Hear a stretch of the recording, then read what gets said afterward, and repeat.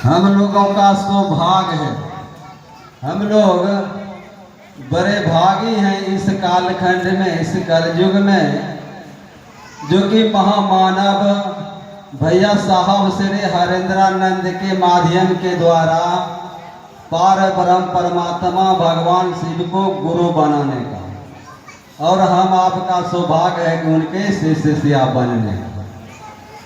भाई बहन, हम लोगों के पूर्वज सदियों से उनको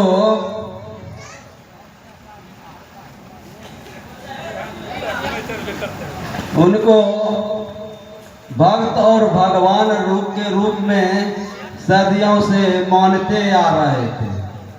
धूप अगरबत्ती बेलपत्र ढेर सारे चढ़ावा चढ़ाते आ रहे थे, लेकिन साहब ने कहा कि देखिए, जिन भोला बाबा को, जिन भगवान शिव को हमने, हमारे पूर्वज ने सदियों से भक्त और भगवान के रूप में जुड़े आ रहे हैं, उनकी पूजा पाठ करते हुए आ रहे हैं, उनसे एक नया संबंध बनाइए, नया संबंध, पूजा पाठ से ऊपर उठिए।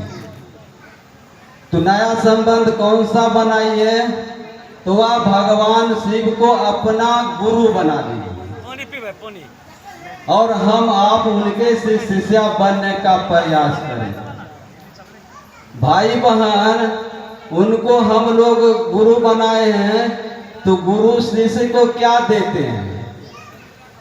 मान लीजिए वह भगवान है, हर रूप में उन्होंने है, हम आपके भी एक ही व्यक्ति हैं, हम लोगों की अनेक रूप है, उसी प्रकार से उनकी भी अनेक रूप है। जैसे हम लोगों का अनेक रूप है, तो हर रूप में हर तरह का अलग अलग व्यवहार होता है। किसी का आप माता हैं और किसी का आप भाभी हैं, किसी का आप मामी हैं, किसी का आप नानी हैं, यानी आप ही आदमियाँ एक ही हैं, लेकिन आपकी रूप अनेक है और अनेक रूपों में अनेक तरह का अलग अलग व्यवहार होते हैं। उसी प्रकार से वह भगवान शिव तो हैं, उन्होंने अनेक रूपों में, हर रूप में उनकी अलग अलग काम है। तो हम लोग उनको, जो पार ब्रह्म रूप है, उनको अपना गुरु बनाए हैं। तो गुरु का काम क्या है? शिष्य के अंदर में ज्ञान डाल देना, उसके शिष्य के अंदर के अंधकार को हटाकर उनके जीवन में प्रकाश देना। भाई बहन, हम लोगों का सौभाग्य है जो शिव गुरु मिला है, हम आपका सौभाग्य है उनके शिष्य बन रहे हैं। तो हम लोगों को शिष्य बनने के लिए मात्र 3 सूत्र है, हम लोगों को 3 सूत्र ही दिया गया है। भाई बहन, वह 3 सूत्र के माध्यम से हम लोग उनके शिष्य बन सकते हैं। एक बार की बात है, हम लोग समझने का प्रयास करेंगे कि साहब सच्ची घटना, कोई किस्सा कहानी नहीं, वह साहब सच्ची घटना बता रहे थे कि अंबाला शहर से एक नंबर ठोकने वाले नंबरदार देहात में चले नंबर ठोकने के लिए। तो अंबाला शहर से निकलने के बाद एक पहाड़ी नदी था, और उस पहाड़ी नदी में, सूखा हुआ नदी था, पैदल टपकर वह देहात में चले गए नंबर ठोकने। और जब देहात में जाते हैं, कुछ दूर देहात निकल जाते हैं, तब तक में दिन में बारिश होते हैं, और उनको देहात से लौटते लौटते शाम हो गया, जलफल हो गया। जब वह नदी किनारे पर आते हैं, तो देखते हैं कि उस नदी में भरा हुआ पानी है। अब वो अंबाला शहर की ओर कैसे आएंगे? नदी तो भरा हुआ था। अब वो मन में चौक पहुंच कर रहा था, अब क्या करें। देहात भी लौट कर जाते हैं तो देहात भी जाने में दूर है, ढेर अधिक रात हो जाएंगे, किनके दरवाजे पर जाएंगे। और शहर जाते हैं तो नदी में पानी है, अब करे तो क्या करें।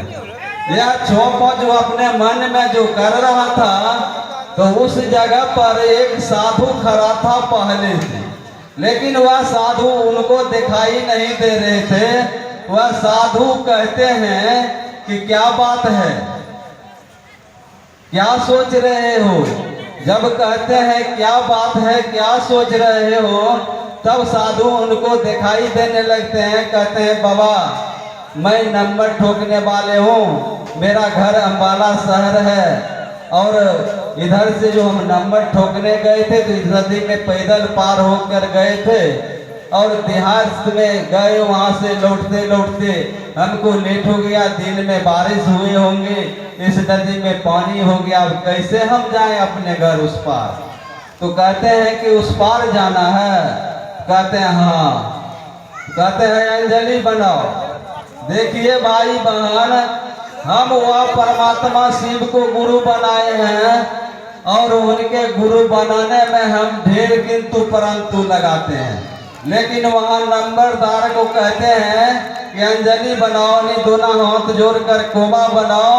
वह झट से कोबा बना देते हैं, अंजलि बना देते हैं। वह साधु बालू को उठा करके उसके कोबा में शिव लिख देते हैं, और कहते हैं कि इस शिव को देखते हुए नदी पार कर जाओ। एक बार चौपोच नहीं किया हुआ, पानी में पैर धर दिए। जैसे पहला पैर पानी में धरते हैं तो उनका पैर पानी में धंसा नहीं, फिर दूसरा पैर धरे, फिर दूसरा पैर भी पानी में नहीं धंसा। इसी प्रकार से वह बढ़ते चला गया, बढ़ते चला गया।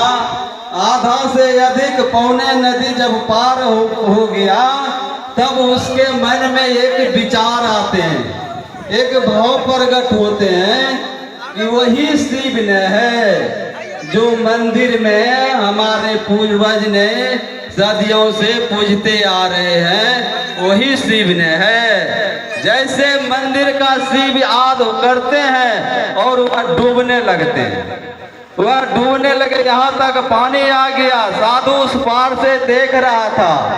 साधु गाली देकर कहते हैं, करे तुम अपने शिव को छोड़, मैं जो शिव तुम्हारे कोबा में अंजलि में दिया हूँ, तुम अपने शिव को देख। फिर वह अंजलि बनाकर अपने शिव को, वह साधु के शिव को याद करते हैं, फिर पानी उसके लिए पत्थर हो जाते हैं और वह नदी पार हो जाते हैं। इसलिए गुरु भाई गुरु बहन, हम लोगों को कहा गया कि यह विचारणीय मंच है, शिव शिष्य परिवार इस मंच से विचार करते हैं। तो हम आप भाई बहन विचार कीजिए, अपने में चिंतन कीजिए कि हम आपके गुरु है कौन गुरु है जो हम आपका उद्धार करेंगे। भाई